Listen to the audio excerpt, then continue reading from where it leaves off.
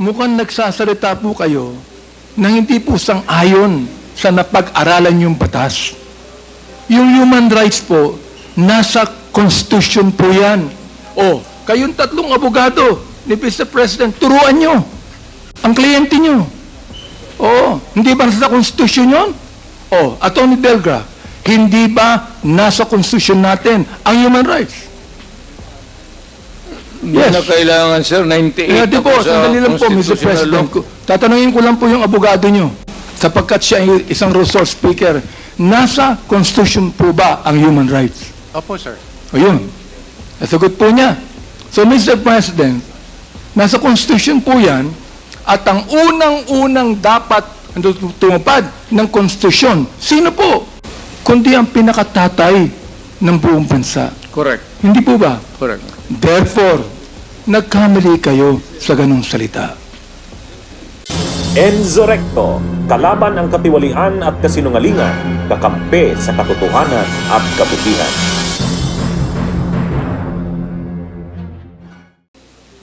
So, totoo lang po, Mr. Chair, ito because of your pronouncement na shoot them dead, na-embolden po ang ilang mga pulis natin pumatay. Because it was the order of the President himself, who is actually the Commander-in-Chief of the Philippine National Police. So therefore, Mr. Chair, Mr. President, when you said, shoot them dead,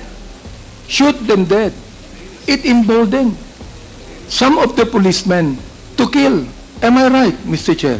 I am saying it again. You say it them again. dead. All right. Yes, sir. Therefore, Hanggang ngayon.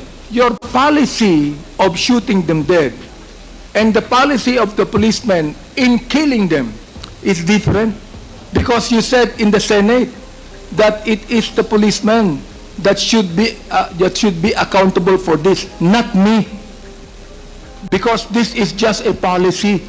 But Mr. Chair, Mr. President, because of that policy, some of those policemen killed.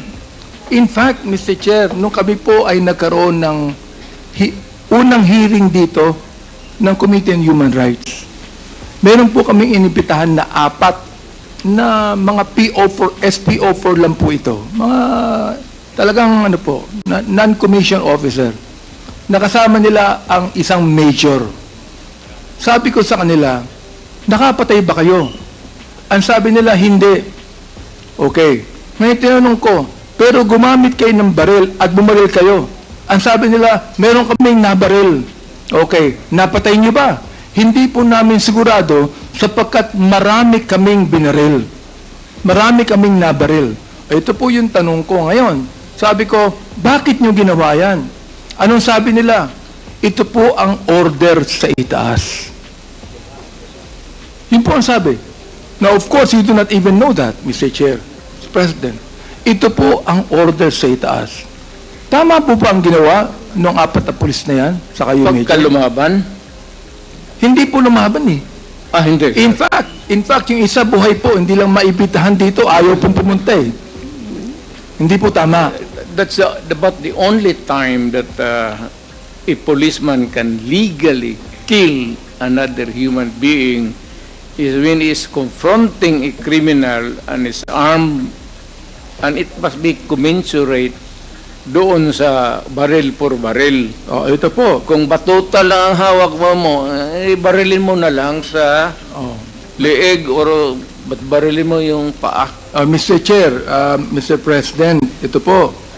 According to the data that was given to us by the Philippine National Police, by General Baca himself, na ang sabi rito, 7,173 pushers were killed. Now, ang sabi po ay nanlaban. Pero gusto namin pumunta ron sa Philippine National Police. Tinan po namin ng crime lab kung paano po nanlaban ito. Ito po ba'y nakipagsuntukan lang? O nagkaratihan lang? O may baril? Bakit po, Kung 7,123 pusher ang napatay, ibig sabihin ng laban, dapat meron din pong 7,173 na baril ang nakuha ang Philippine National Police. Tama po ba ako, Mr. Depende, sir. Not really a gun. It could be a knife. Knife. Okay po. It could Knife. be a something that would be lethal. Aha. Tubo or Pero, inamin po ng Philippine National Police na wala silang ganong karaming ebidensya. Oo, ng 7,173. For example, 440 users. Ang sabi nyo kanina, dapat tulungan yan. Dapat rehabilitate po yan. Pareho po tayo ng pananaw dyan. And by the way, Mr. President, naniniwala po ako sa inyo sa war on drugs. Ayaw ko po ng droga.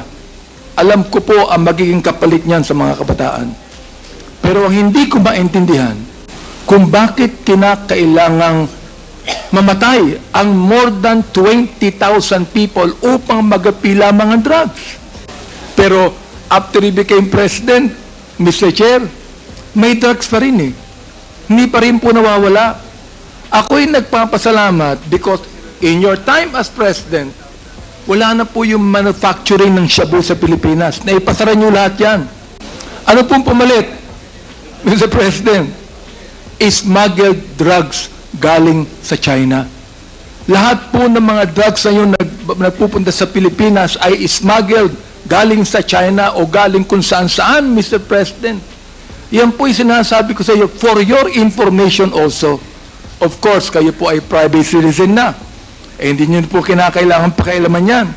Pero Mr. President, alam nyo po naman kami mga congressman, especially now, nung kayo po ay Pangulo ng Pilipinas, nung ako po'y tumulong sa inyo na ma-elect bilang Pangulo, ay hindi po ako congressman. I'm a private citizen.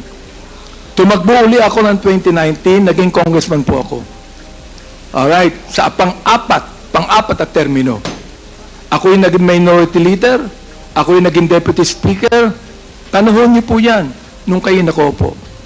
Ngayon ako po'y tinalaga bilang chairman ng Committee on Human Rights. Wala tayong magagawa kundi imbestigahan natin lahat ng mga human rights violations. tama, sir. Pero kayo po ang nagsabi na wala kayong pakialam sa human rights. At bakit po nyo nasabi yun? Hindi man ako empleyado ng human rights office. I'm not trying to be funny. Wala akong pakialam sa human rights. Wala naman ako, hindi ako sa Kongreso. Hindi ako member ng whatever. Wala ako, malayo ako sa human rights. So, Mr. wala Chair, akong pakialam. Pwede ko pang sabihin sa inyo na mali kayo. Bakit? Kayo ang Pangulo ng Pilipinas. Meron kayong pakialam sa human rights. Mali kayo ron. Tama ho ba ako? Meron kayong pakialam sa human rights. Hindi lang kami, kundi ang Pangulo ng Pilipinas, merong pakialam sa human rights yan. Oo. Kaya pati ang ICC nag-iimbestiga dito. Sabihin ko sa inyo, ako ang unang nagsabi na hindi ako magbibigay ng anumang dokumento sa ICC sapagkat if I do that, then I am surrendering the sovereignty of this country. Correct, sir. I appreciate it. Totoo po yan. Sinabi ko po yan. Oh. Sabi ko, gusto nila Believe ako mag-imbestiga. They do it on their own. But not use us in the committee. Opo. Ang kinakalungkot ko lang po, Mr. President, mukhang nagsasalita po kayo na hindi po sang-ayon sa napag-aralan yung batas. Yung human rights po, nasa Constitution po yan. Kayong tatlong abogado ni Mr. President, turuan nyo ang kliyente nyo. Hindi ba nasa Constitution yun? Attorney Delgra, hindi ba nasa Constitution natin ang human rights? Hindi na kailangan, sir. 98 Di po, sandali lang po, Mr. President. Tatanungin ko lang po yung abogado nyo, sapagkat siya ay isang resource speaker, nasa Constitution po ba ang human rights? Opo, sir. Ayun. Nasagot po niya. So, Mr. President, nasa Constitution po yan, at ang unang-unang dapat tumupad ng Constitution, sino po? Kundi ang pinakatatay ng buong bansa. Correct. Hindi po ba? Correct. Therefore, nagkamali kayo sa ganung salita.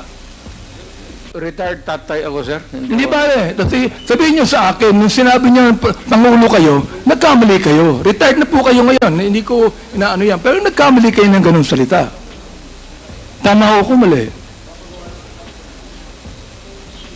Hindi niyo sagot. I cannot debate with you on this, sir. No, but, Mr. President, I will not allow you to debate on me. Because if you debate and argue with me, I will even tell you that you're out of order.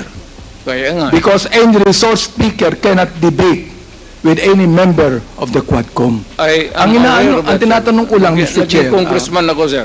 Opo. Tinatanong ko lang, dapat kayo po ang tumupad ng human rights bilang tatay po ng buong Pilipinas. Sinabi ni Atty. Delgra, nasa Constitution po yan. Sinabi nyo kanina, wala kang pakialam sa human rights. May pakialam kayo. Sir, hindi po ba, Mr. Chair? Sir, magprangkahan tayo, sir. Opo.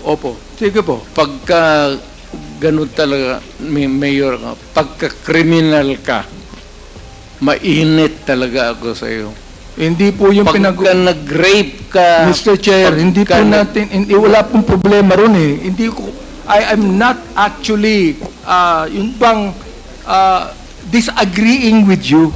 I fully agree with you, Mr. Chair, Mr. President. But, still, being the President of the Republic, you must be the first man that should uphold the constitutional provision on human rights. Am I right, Mr. Yes. Chair? Yes. Okay. I did it. Salamat po at inamin nyo. Ito last question na lang ito. Okay? Ito po, ang napatay na drug lord, 21. Akala ko po ba lahat po ng drug lord dapat patayin? Bakit 21 lamang? Ang pusher, 7,000. Samantalang napakarami pang drug lord na buhay ngayon nasa kulungan. Yun ang pinataktakan ko. Oho, bakit nasa kulungan pa? Sapagkat maraming pera yan? Pwedeng kumuha ng magaling na abogado yan? O dapat po, kung dapat patayin ang mga drug pusher, may napatay na mga user, dapat lalong patayin ang mga drug lords. Mr. Speaker. Hindi ko Mr. naabot yan, sir. Chairman. Hanapan natin ang paraan na patayin natin. Pero kayo po private citizen na, retired na po kayo. Wala na, sir. Hindi na po pwedeng gawin yan. You are right. Pero magiging mayor kayo uli, hindi po ba? Kung ang circumstances would call for it, sir. Gusto ko nang mag-retire. Pero kung magulo uli ang Davao, I think that I have to enter into the picture again. Pero ayaw ko na, sir. Naniniwala po ako, Mr. Chair, that any government cannot be ruled with fear. But it can be balanced with fear and love, Mr. Chair. Because if you rule any government in fear, then those people will be afraid. But if you are gone, Mr. Chair, Mr. President, they will do it again. Because they're not doing it because of fear. But Mr. Chair, I know your heart, Mr. President. You have loved so many women. Sir, You are bound to love. Marami nakikinig silang lahat. Sir, bakit mo ito? You are bound to love. And therefore, sana po, kapag kayo maging mayor uli, nakita nyo na po yung pagkakamali ninyo na inamin nyo rito, sana po may pagbabago na sa Davao. Bakit naniniwala po ako na kapag ang ating nirule sa Davao ay yung pagiging makajos, pagiging matapat, pagiging honest, ay naniniwala po ako magiging maganda po ang Davao Sa City. lahat na bagay, sir, hindi mo ako, you cannot question that. Sa dedication ko lang sa trabaho ko, on any other matter, sir, honesty, everything. Bunyog, halikan na kasama ka. Bunyog, kapag buklod ay may pag-asa.